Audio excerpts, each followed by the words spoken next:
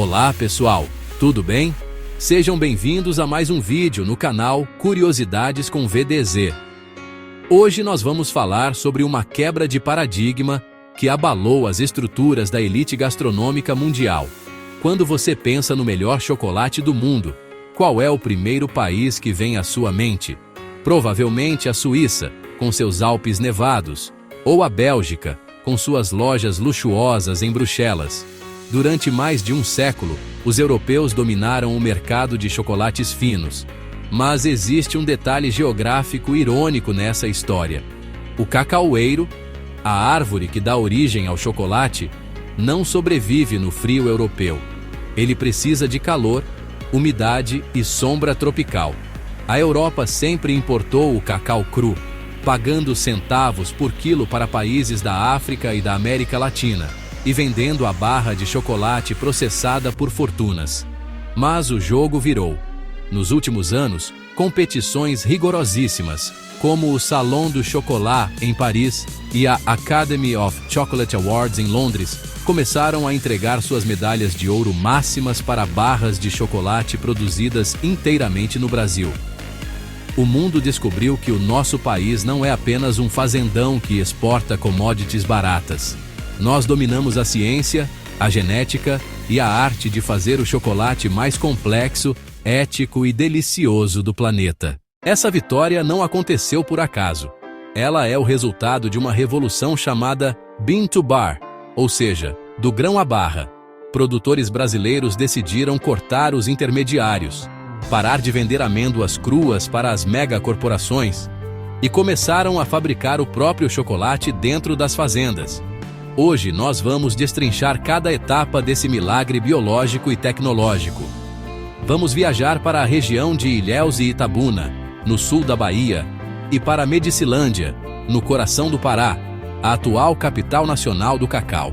Vamos entender como o plantio no meio da floresta cria sabores que nenhum laboratório consegue copiar, a química violenta e quente da fermentação em caixas de madeira, e como sensores digitais e aplicativos de celular estão ajudando os agricultores a atingirem a perfeição molecular. Prepare o seu paladar, porque você nunca mais vai comer um chocolate de supermercado do mesmo jeito.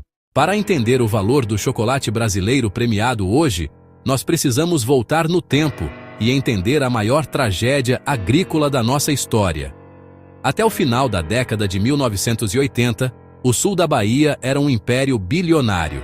Os coronéis do cacau, em Ilhéus, construíram palácios e financiaram a cultura nacional exportando milhões de toneladas de cacau comum para a indústria de massa. Mas em 1989, um fungo devastador chamado Moniliophtora perniciosa, popularmente conhecido como vassoura de bruxa, invadiu as plantações baianas. O fungo atacava os galhos e apodrecia os frutos de cacau de dentro para fora.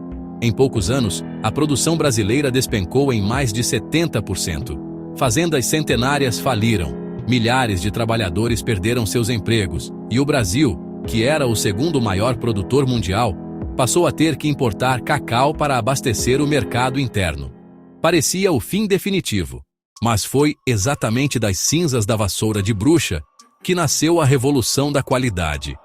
Os produtores que resistiram perceberam que nunca mais conseguiriam competir em volume e preço baixo com países como a Costa do Marfim e Gana, na África, que hoje produzem 70% do cacau mundial, muitas vezes sob condições de trabalho desumanas. A única saída para o Brasil era a excelência absoluta. Com a ajuda de instituições de pesquisa como a CEPLAC, os agrônomos começaram a mapear e clonar variedades de cacau nativas que eram resistentes ao fungo e que possuíam um potencial aromático extraordinário. Eles começaram a focar no terroir.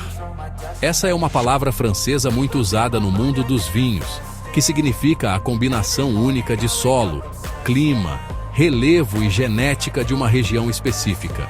O Brasil provou que o cacau cultivado na terra roxa da Amazônia paraense tem um sabor completamente diferente do cacau cultivado sob a brisa do Oceano Atlântico na Bahia.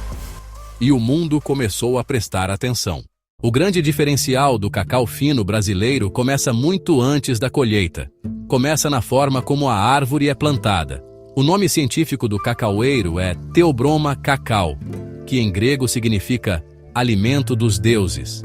E esse deus é exigente. Na natureza, o cacaueiro é uma planta de subbosque, ou seja, ele evoluiu para crescer debaixo da sombra de árvores gigantes na floresta tropical.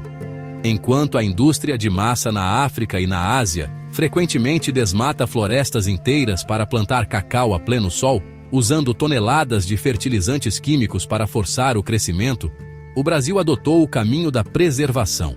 Na Bahia, esse sistema histórico é chamado de cabruca.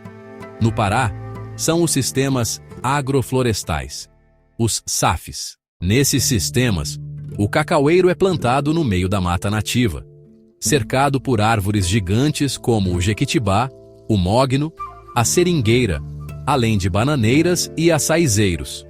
Isso cria um microclima perfeito, mantendo a umidade e protegendo as folhas sensíveis do cacau do sol escaldante. Mas o benefício vai muito além da sombra. Debaixo da terra, existe uma rede invisível de fungos micorrízicos que conectam as raízes de todas essas plantas diferentes. O cacaueiro literalmente absorve os nutrientes e os compostos aromáticos da floresta ao seu redor. É por isso que um chocolate feito com cacau de um sistema agroflorestal brasileiro pode apresentar notas naturais de frutas amarelas, mel, especiarias e até flores silvestres, sem que nenhum aromatizante artificial seja adicionado na fábrica. Além disso, a biodiversidade atrai pássaros e insetos predadores que controlam as pragas do cacau naturalmente, eliminando a necessidade de agrotóxicos pesados. O chocolate brasileiro premiado é, na sua essência, um embaixador da floresta em pé. Você pode ter a melhor genética e a floresta mais rica do mundo, mas, se você errar no processo de pós-colheita, o seu cacau vai ter gosto de papelão. É aqui que a ciência e a tecnologia entram com força total nas fazendas brasileiras. Quando o fruto do cacau é aberto com um facão, as sementes lá dentro são brancas, gosmentas e extremamente ácidas. Elas não têm cheiro nem gosto de chocolate. O sabor do chocolate não nasce na árvore. Ele nasce em caixas de madeira chamadas de coxos de fermentação. Assim que as sementes frescas, envoltas no chamado mel de cacau, são jogadas nessas caixas, começa uma guerra biológica e química fascinante. Nos primeiros 2 dias, leveduras selvagens do ar atacam os açúcares da polpa branca, transformando-os em álcool. O ambiente fica sem oxigênio.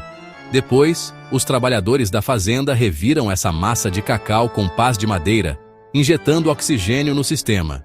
É aí que as bactérias acéticas entram em ação, transformando o álcool em ácido acético, o mesmo ácido do vinagre.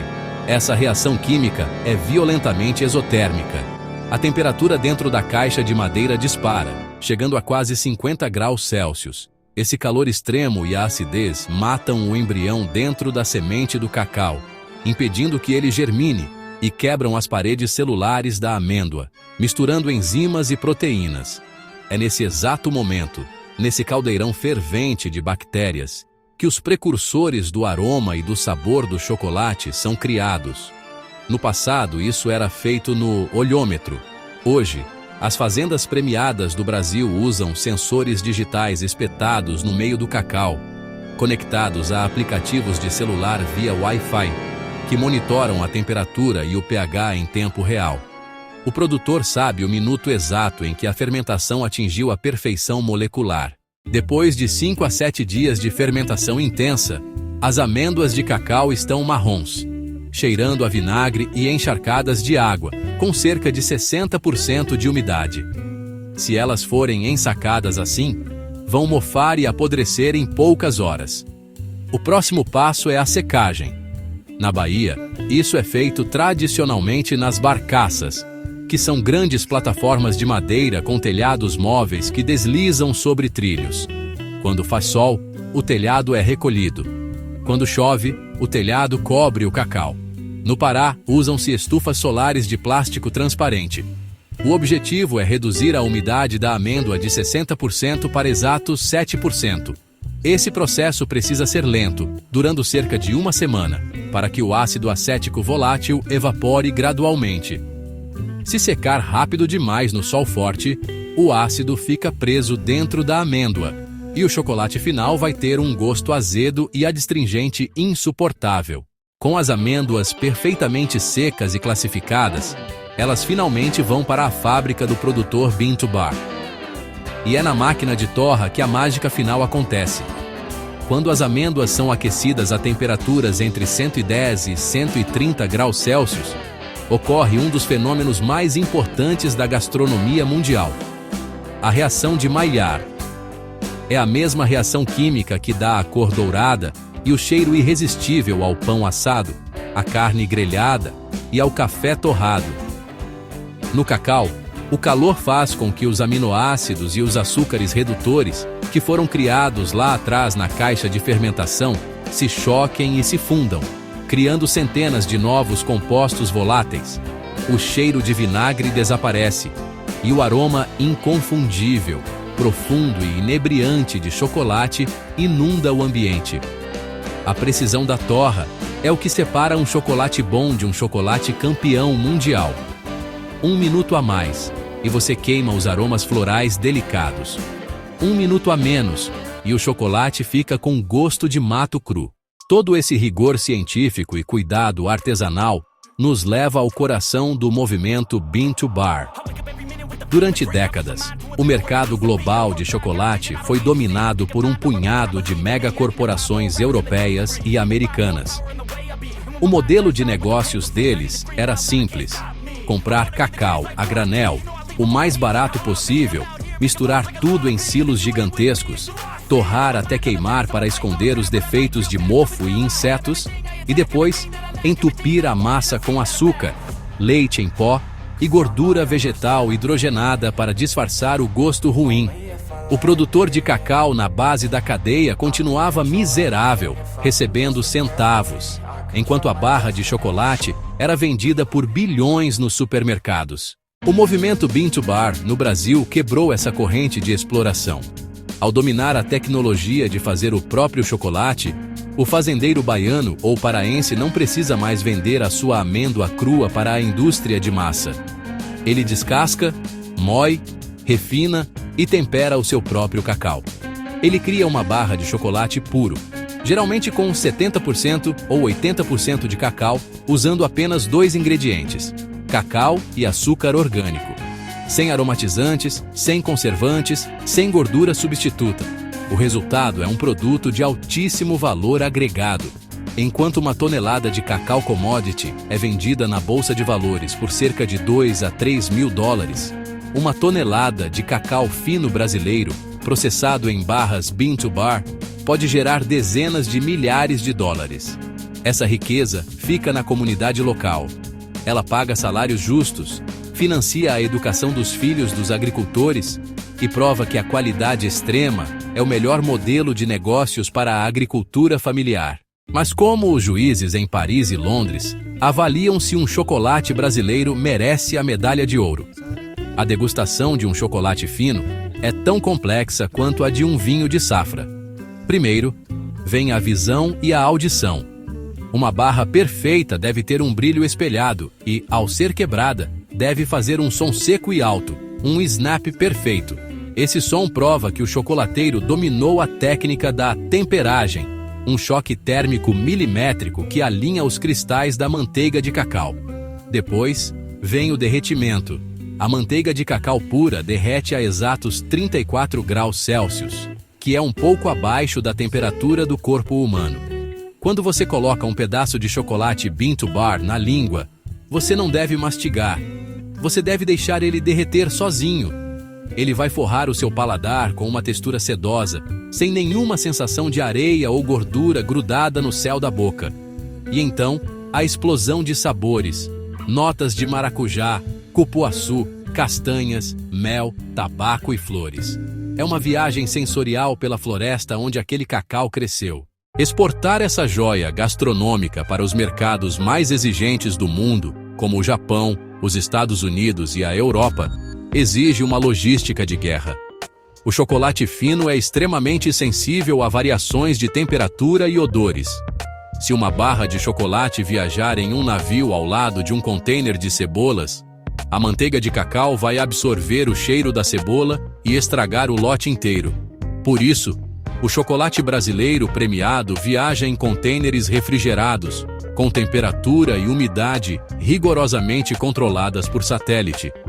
As embalagens são projetadas com barreiras contra luz e oxigênio, garantindo que a experiência de um consumidor abrindo a barra em uma loja de luxo em Tóquio seja exatamente a mesma de quem prova o chocolate fresco na varanda da fazenda em Ilhéus. O sucesso internacional do chocolate brasileiro não seria possível sem o apoio maciço da ciência nacional. Instituições como o Centro de Inovação do Cacau, CIC, na Bahia, funcionam como laboratórios de alta tecnologia que analisam o DNA das plantas e fazem o controle de qualidade das amêndoas, emitindo laudos técnicos que atestam a pureza do produto para os compradores europeus. Eles treinam os agricultores a provarem o próprio cacau, transformando lavradores em sommeliers de chocolate. Quando o produtor entende o valor do sabor que ele está criando, ele ganha poder de negociação. Além disso, as premiações mundiais criaram um fenômeno econômico novo, o turismo do cacau. Fazendas históricas na Rota do Cacau, na Bahia, e rotas ecológicas no Pará, agora recebem milhares de turistas estrangeiros e brasileiros todos os anos. Pessoas que querem caminhar pela floresta, colher o fruto no pé, ver a fermentação borbulhando e fazer a sua própria barra de chocolate. Isso gera empregos em hotelaria, gastronomia e guias turísticos, diversificando a economia de regiões inteiras. A visibilidade trazida pela mídia especializada coloca o chocolate brasileiro em um patamar de desejo absoluto. Nós estamos quebrando o complexo de vira-lata. O diferencial do nosso produto é o frescor, a rastreabilidade total e a conexão visceral com a terra. Quando um europeu compra uma barra de chocolate suíço, ele está comprando uma marca, uma tradição industrial. Quando ele compra uma barra de chocolate Bean to Bar brasileiro, ele está comprando um pedaço da Amazônia ou da Mata Atlântica. Ele está financiando a preservação de biomas ameaçados e apoiando famílias que dedicam suas vidas a proteger a biodiversidade. O chocolate brasileiro deixou de ser apenas um doce. Ele se tornou um manifesto cultural e ambiental. Ele prova que é possível gerar riqueza extrema, tecnologia de ponta e reconhecimento global, mantendo a floresta em pé e respeitando as pessoas que vivem nela. Em resumo, a ascensão do chocolate brasileiro ao topo do pódio mundial é uma das histórias de superação mais espetaculares da nossa agricultura. Nós fomos nocauteados por uma praga devastadora nos anos 90, mas em vez de desistir, nós nos reinventamos. Com foco obsessivo em sustentabilidade, tecnologia de sensores na pós-colheita, genética de ponta e respeito absoluto ao grão, o Brasil provou que pode liderar a produção mundial de alimentos de altíssimo valor agregado. O nosso cacau não é mais uma commodity barata para ser misturada com açúcar no exterior. Ele é o novo ouro negro da gastronomia. Este reconhecimento internacional é um convite para que o mundo, e principalmente nós mesmos, olhemos para o Brasil não apenas como um celeiro que exporta grãos crus, mas como um jardim de sabores sofisticados, complexos e éticos. E você? Já teve a oportunidade de provar um verdadeiro chocolate Bean to Bar brasileiro com 70% de cacau? Ou ainda está preso aos chocolates cheios de açúcar e gordura do supermercado?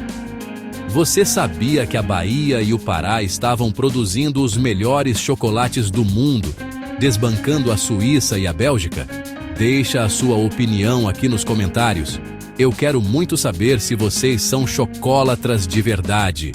Não se esqueça de deixar aquele like maroto para apoiar o nosso trabalho, se inscrever no canal e ativar o sininho para não perder nenhuma das nossas viagens pelos maiores segredos da gastronomia, da ciência e da economia mundial. Compartilhe esse vídeo no grupo da família e dos amigos para que todo mundo sinta orgulho do que o nosso país é capaz de produzir. Espero que tenha curtido esse conteúdo e te vejo no próximo vídeo. Até a próxima!